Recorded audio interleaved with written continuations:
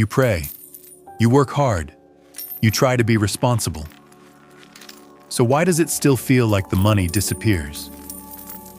For a lot of people, the problem is not just income. It is leakage. Not always through big mistakes. Usually through quiet habits. Habits that feel normal. Habits that seem harmless. Habits that slowly drain your peace, your margin, and your blessing. So let's talk about 5 of them. The first leak is misdirected rescue. This one is hard because it usually comes from a good heart. You know somebody who always seems to be in trouble. A relative, a friend, maybe an adult child. And because you care, you step in. Then you step in again. Then you step in again.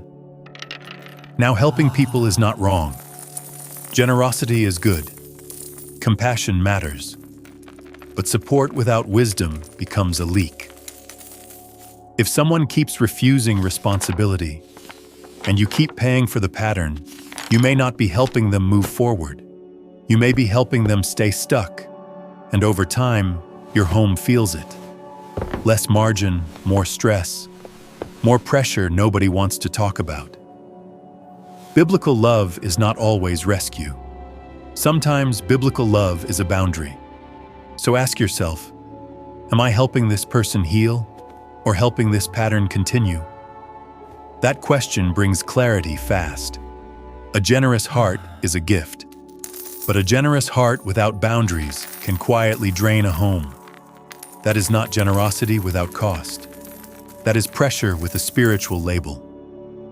The second leak is false savings. Cheap is not always wise. Sometimes cheap feels like savings.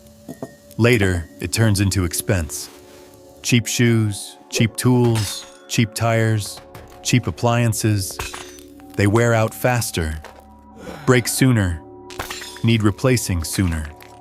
So now you are paying twice, sometimes 3 times. And it is not just money. It is your time, your frustration, your peace. One more problem to solve. That is why stewardship is not about buying the lowest price. It is about buying the wisest value your budget can carry.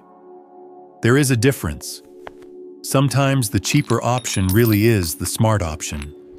But sometimes it only lowers the price today and raises the cost tomorrow. So ask yourself, is this actually saving me money? Or is it just cheaper right now? That question can stop a leak before it starts. When cheap creates a cycle of replacing, repairing, and rebuying, that is not savings. That is not wisdom. That is leakage. The third leak is convenience. This one feels small, but it adds up fast. It is late. You are tired. The day has already taken everything out of you. So you go with the easy option. Delivery, last-minute orders, extra fees, fast fixes. Not because you are careless, because you are worn out. And that is why this leak is so easy to miss. A tired person is usually not buying pleasure. They are buying relief. That does not make you foolish. It makes you human. But it still gets expensive. A few convenience choices today. A few rushed purchases tomorrow. A few "I just can't deal with this tonight" decisions during the week. That adds up fast. And usually, this leak points to something deeper. No margin, no rhythm, no real rest. So the better question is not just, why did I buy this? The better question is, why does the expensive option keep feeling necessary? Because when rest is missing, convenience starts running the budget. That is not rest. That is expensive survival. The fourth leak is when fear starts sounding like humility. This one is quieter, but it still costs you. Some people are not under-earning because they lack value. They are under-earning because they are afraid to ask. They do not negotiate. They do not raise their rates. They do not ask for more. They keep playing small, and then they call it humility. Now, sometimes it is humility, but sometimes it is fear wearing a spiritual name. Fear of sounding greedy, fear of talking about money, fear of more responsibility, fear of success changing how people see you.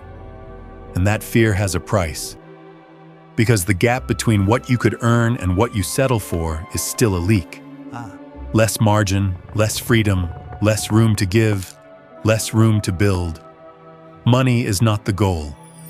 Faithfulness is. But faithfulness includes stewarding your gifts honestly. So ask yourself, is this humility or is this fear I have learned to justify? That question exposes a leak a lot of people never name. Sometimes the issue is not overspending. Sometimes the issue is settling for less than faithful stewardship requires. The fifth leak is stagnation.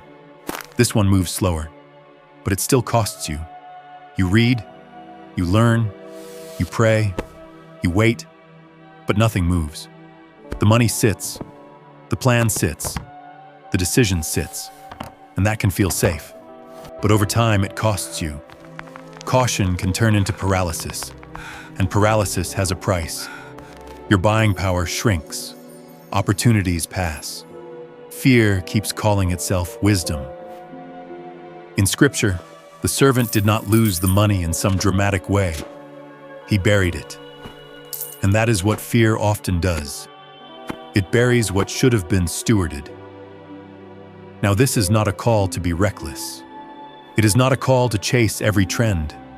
It is not a call to move without wisdom. It is a call to stop hiding behind delay. Because prayer matters. Wisdom matters. Patience matters. But eventually, action matters too. So ask yourself, am I being careful? Or am I hiding behind caution? Sometimes the leak is not bad action.